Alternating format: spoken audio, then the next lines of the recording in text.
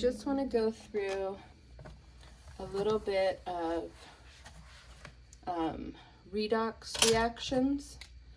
So basically, when we talked about our 5 reaction types, right, we had the double displacement, single replacement,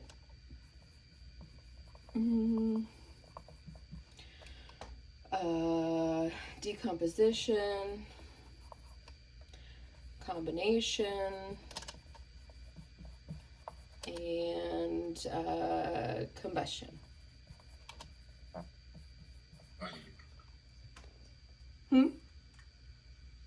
Cool. We're good? Oh, I got chat peeps.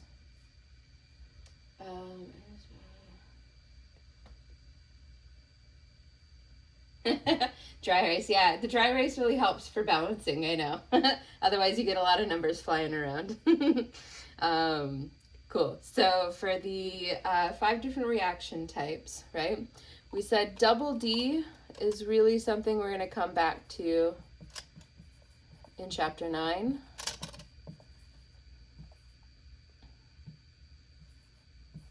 Right? Those happen mostly in solutions. These guys, on the other hand, are all different flavors of redox reaction.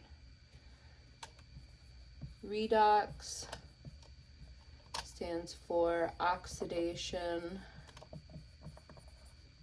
reduction reactions, right? We're too lazy to write all of that, so we just write this.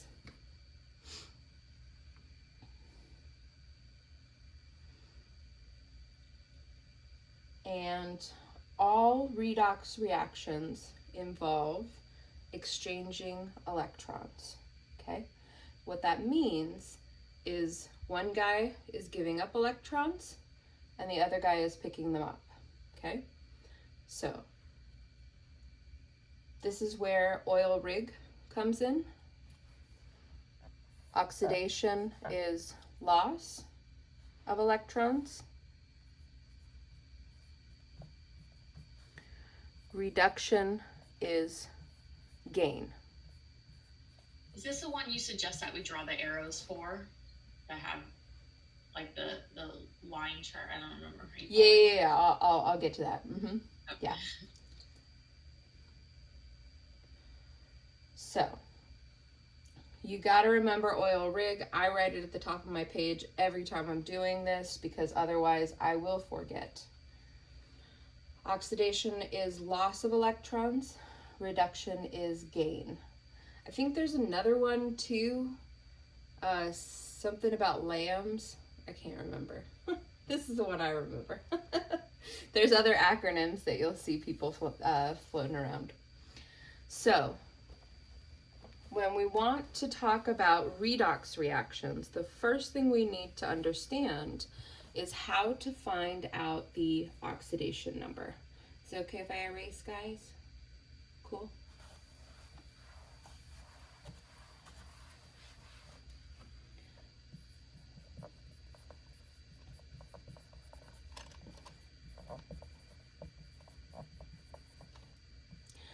So the oxidation number is super important to be able to understand how to find, because if you don't know what the oxidation number is, then you can't figure out what's happened going from the reactant side to the product side, right?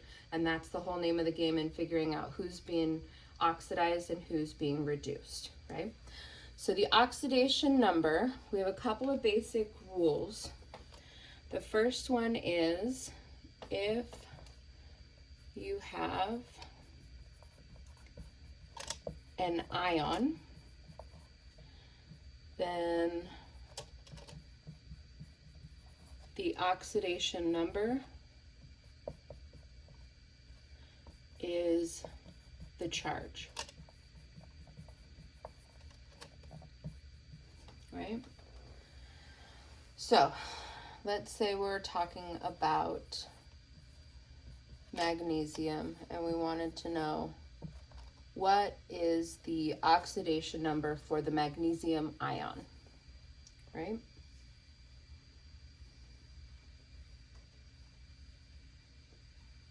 You asking us? Yeah. It's 2. Plus 2,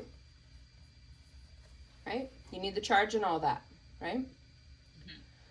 Let's say we were talking about oxide.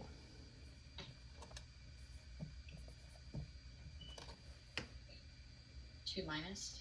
2 minus. Mm-hmm. Everybody comfortable with that? So if you have an ion, the oxidation number is simply the charge.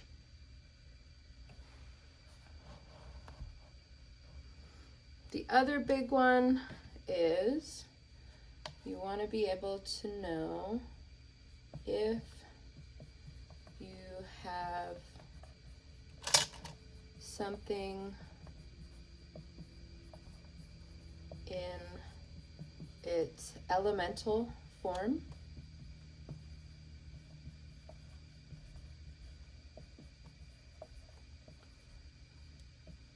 The oxidation number is 0. Okay?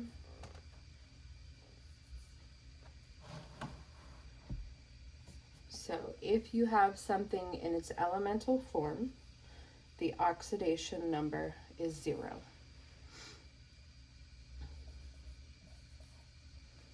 So if we have magnesium, not an ion, magnesium atoms, what would the oxidation number be? 0. 0. So you don't need the symbol after it for it to be, to show that it's in its form? You mean like this? Yeah, like the solid. As long as you know for sure that this isn't the magnesium ion, right? Magnesium solid is just an extra step to help you know that it's in its elemental form. And would right? you know that just because there's not the +2? Correct. Yes. Now, usually where students will get tripped up by this, what is the elemental form of oxygen? O2? O2, right? Why is it O2? Because it's a diatomic molecule. Correct. It's diatomic, right? So really, really important with these guys to remember who's diatomic. So if we have oxygen gas, right? What is the oxidation number going to be? 0. 0. And that's the ice cold beer thing? Correct.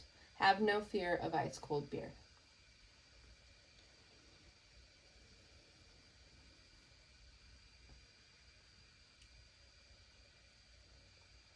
Okay.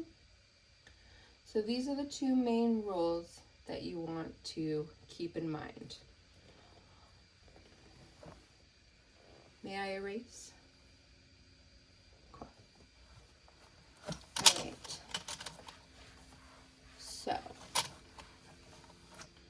let's say we have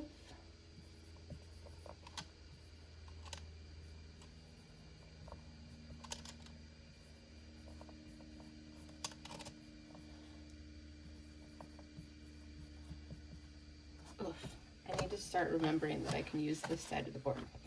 Sorry, guys.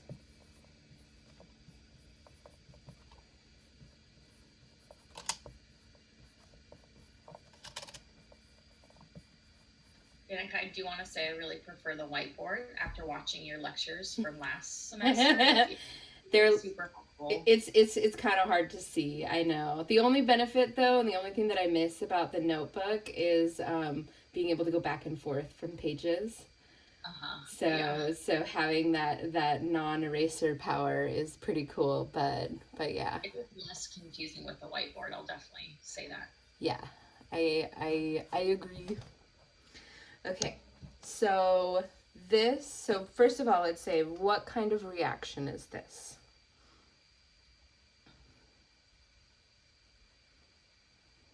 Single replacement. Is everybody okay with that? Single replacement. So we have an ionic compound that's hooking up with a lone species, right? And we end up with a lone species and an ionic compound, right? That is the definition of single replacement, right? The general form for this type of reaction is AB plus C goes to A plus CB, right? You don't need to know that, but just saying. Okay, so it's a single replacement, right? So we know it's going to be a redox reaction, okay? So what we want to determine is what are the oxidation numbers for each of the species present in this reaction, right? So, copper here is in an ionic compound, right? Is everybody with me here? So, if it's in an ionic compound, then it is an ion. If it's an ion, it has a charge. If it has a charge, that's its oxidation number. You with me, Sadie? I am, I get. Is it because you're separating copper and then chlorine? Chloride. Chlorine has its... Yeah, so chloride will have its own oxidation number. So we always talk about the oxidation number as belonging to an individual atom. Gotcha. Right? So here, copper, what's the charge on copper going to be? So we know that chloride, has what charge? -1. -1, right? So the oxidation number for each of these chloride ions is -1. Does that make sense, guys? So we have 2 chlorides, each with a -1, right? That gives us a total of -2, right? So what must the charge on copper be? +2. +2. Does that make sense, guys? So the oxidation number for copper here is +2. Chloride is -1. Okay. What about zinc? 0. It's going to be 0, right? This is the elemental form of zinc. You with me? And why won't the chlorate be the elemental form? Because it has the Ag after it. Sorry, what?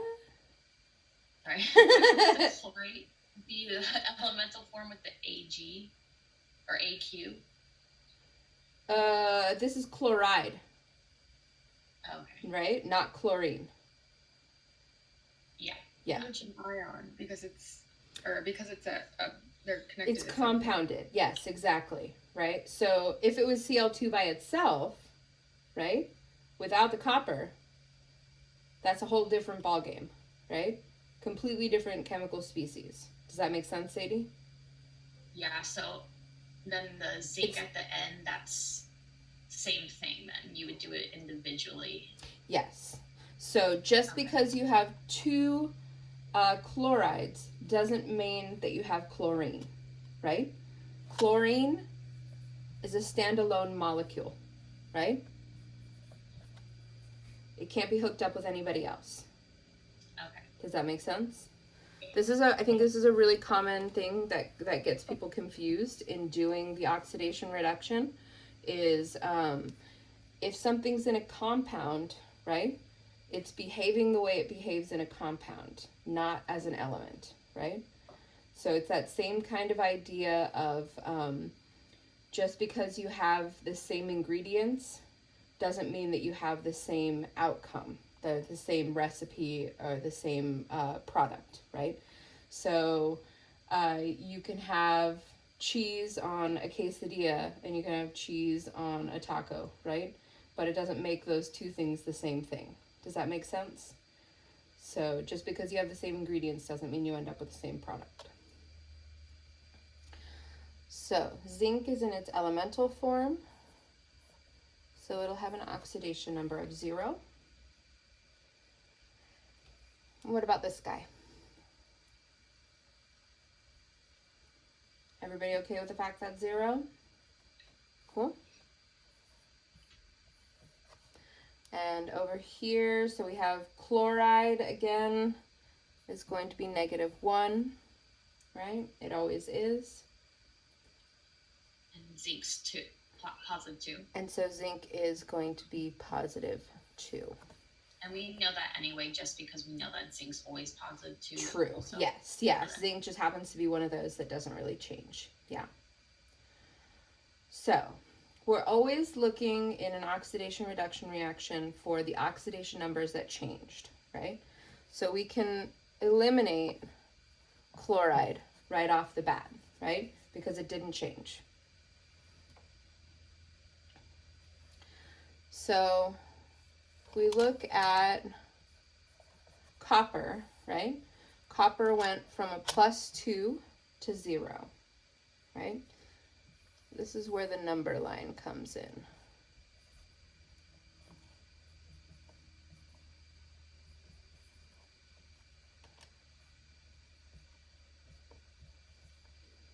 Right? So we went from +2 to 0, right?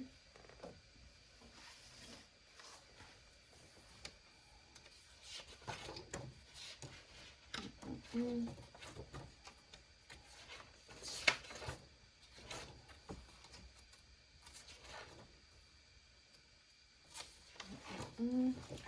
I not put it in here? Ooh. So I have a nice chart, I think it's in 5.2, that has this number line and shows you that if you are going this way, right, then you must be gaining electrons. And gaining electrons is called, is called reduction.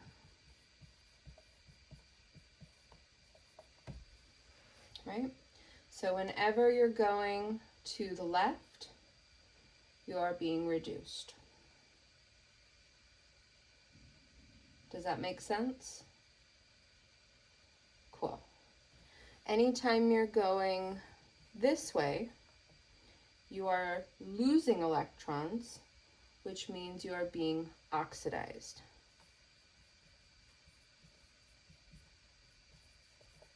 Right? And again, that's the oil rig. Oxidation is loss, reduction is gain.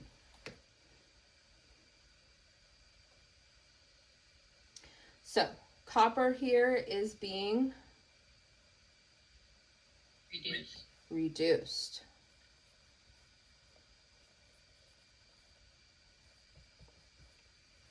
Everybody comfortable with that? Zinc is going from 0 to +2, right? So zinc is starting off over here and going this way. So what's happening to zinc? Being oxidized. Oxidized. Right? It's being oxidized.